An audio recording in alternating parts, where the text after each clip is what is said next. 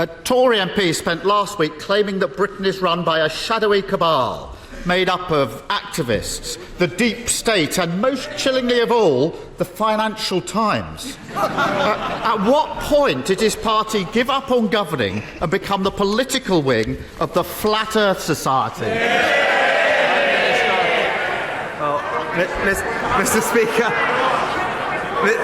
Speaker, another week where the honourable member is just sniping from the sidelines because he has absolutely nothing that he can say what we do. Mr. Speaker, his predecessor spent last week in America trying to flog her new book.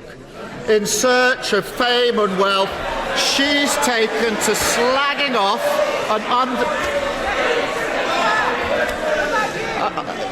they made her Prime Minister, now they can't bear talking about her. In search of fame and wealth, she's taken to slagging off and undermining Britain at every opportunity. She claimed that as Prime Minister she was sabotaged by the deep state. She also remained silent as Tommy Robinson, that right-wing thug, was described as a hero.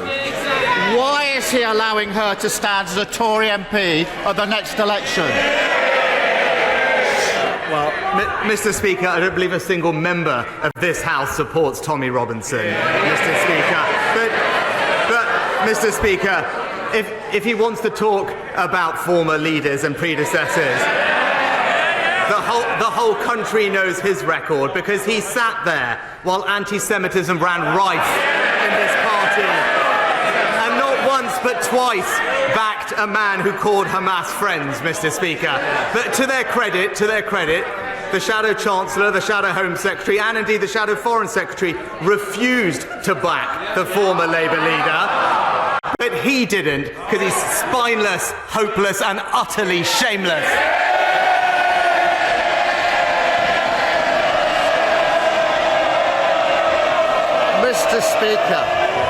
Mr. Speaker, I've changed my party for the better.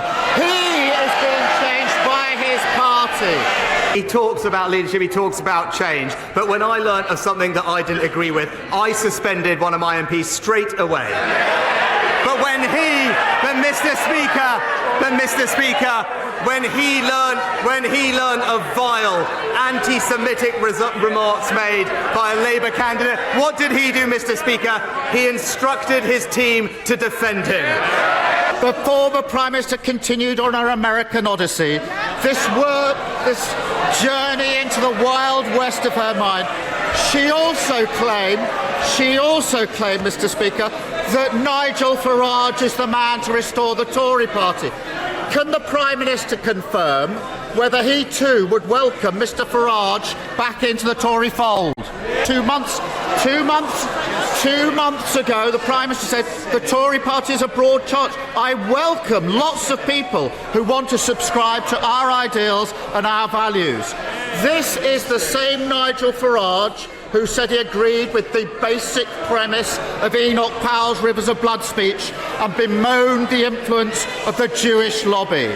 Mr. Speaker, he wants to talk about values, but tomorrow in Rochdale, the people will have a choice of 3 former Labour candidates, 2 of which are anti-Semites, Mr. Speaker. The truth is, his party is so mired in hate that despite 3 ex-Labour candidates standing, he can't back a single one of them, Mr. Speaker. It's because we expel anti-Semites, he makes them Labour candidates. The truth is, these are no longer the Tories your parents voted for, and the public can see it. The Prime Minister has lost control of his party to the hordes of records of malcontents, the tinfoil hat brigade over there, the extremists who wreck the economy, all lining up to undermine him, humiliate him, and eventually to get rid of him. When will he ever stand up to them and end the pathetic spectacle of a Tory party that used to try and beat Nigel Farage, now giving up and dancing to his tune instead? We've seen members of Parliament's homes surrounded, their events disrupted, council meetings threatened, and just last week we saw the very rules that govern this place abused because of intimidation, Mr. Speaker. While he might, Mr. Mr. Speaker, while he might want to bend to mob rule, we will face down the extremists and stand up for British values.